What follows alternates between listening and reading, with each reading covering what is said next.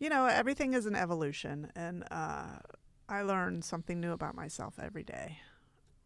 And anything where you go extreme is not such a good idea.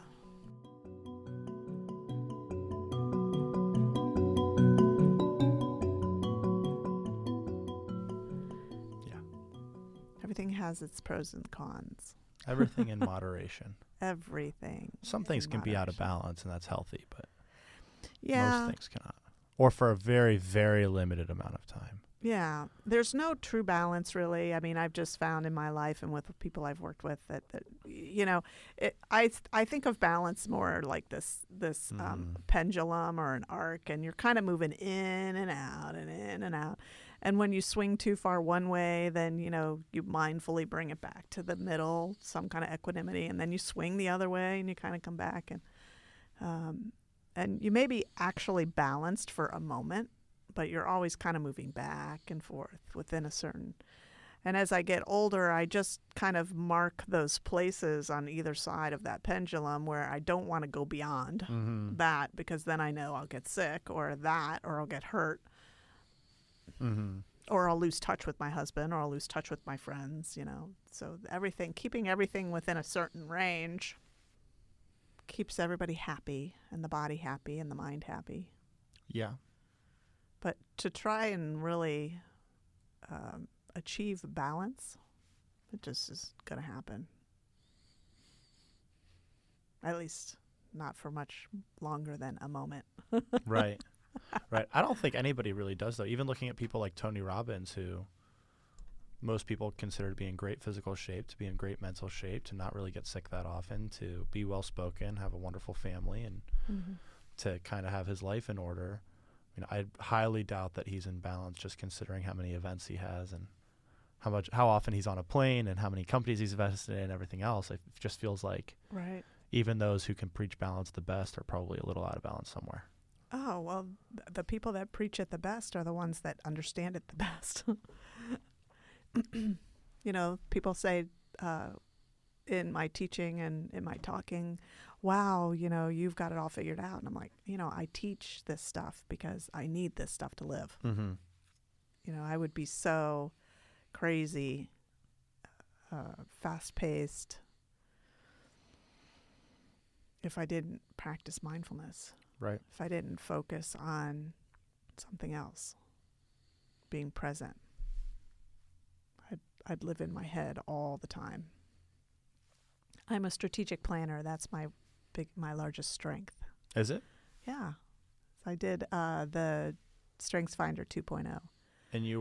And what was your number one strength? Strategic planner was the strength? Out of the top 5, yeah. 4 of mine were strategic planning. Really? Interesting. Yeah. One of my top 5, I can't remember what it is. I think it's called idelection or something like that. Ideation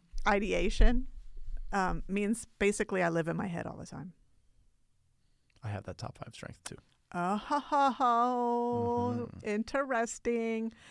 Yes, and I didn't even realize one of the character traits of that is that you think you've had conversations with people because you've imagined the whole conversation in your head. And I was saying to Carl one day, oh my gosh, Carl, do I do this? And he's like, yes. I mean, he would always say, you never told me that. I'd be like, yes, I did. I remember the whole conversation. Yeah. And then I find out that I have the strength that basically says, no, you probably imagined it because you have a very strong imagination and you live a lot in your head. I learned that I had that when I would think that we had a conversation and it turns out we didn't. And so I started saying, stop me if I've told you this before. Nobody ever stops me. It must be happening a lot. Yeah, well, you live in your head. Yeah. Oh, yeah, I do. Boy. And that's where mindfulness really helps me, is because I notice when I'm in my head, like going over a story, or sometimes I relive conversations with people that I had 10 years ago. And like I recreate the conversation in my head and I want it to go the way I want it to go. Who knows what those conversations really were because I've changed them so much in my head. What are your other top 5 strengths? Gosh, I don't remember. I know that idelection was one of them. Is one called input? Mm-hmm. Yep, input was one. Those are both strategic planning. Input is, actually, I forget what it is. I have it too. You have input and idelection or whatever? Ideation. Ideation. Yeah. I can look. This might be an interesting topic. I can look at. I am going to take a moment to go into my Google Drive. Input.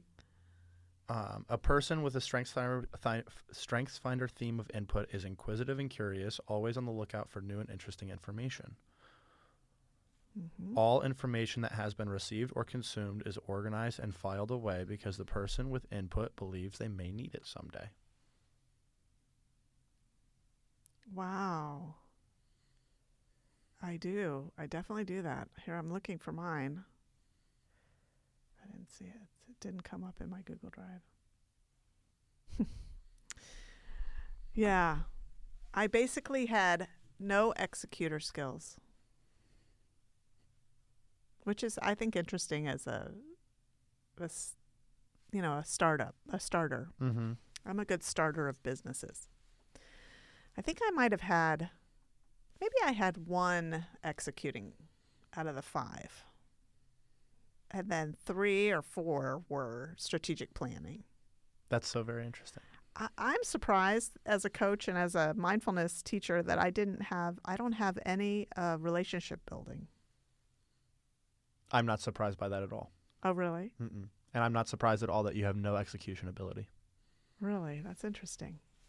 I was really surprised. I figured I'd be all executor. No. I am definitely not. I don't think you execute most things. I think you have a team who executes most things. Yes. I'm finding that out. Yeah. And with relationship building, I think you make very strong relationships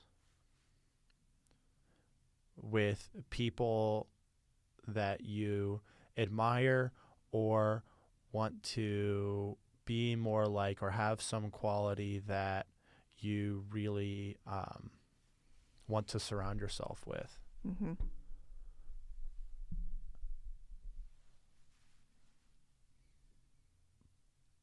But that's very few people. Yeah. Well, I have to say, I don't generally call people. Like one of my closest friends, we're going to see each other in 2 weeks. I mean, when I see her, I see her. We rarely touch base. I'm not really good at staying connected with people if they're not around, if they're not in my area. And you're surprised that relationship building isn't in your top 5? I guess I shouldn't be surprised. Relationships are very important to you, but that's not everything to you. No. And I do just take for granted that people are going to be around and that they know that I care about them, and that just because I don't call them all the time doesn't mean anything. It just means I'm doing something else. You build strong relationships. You're good at it. It's a strength of yours. But it's just not one of my top 5. Right. So that's the thing. With the StrengthsFinders 2.0, when we do the StrengthsFinders stuff, you're only looking at your top 5. I mean, there's a whole host of other strengths that you have that aren't showing up in the top 5.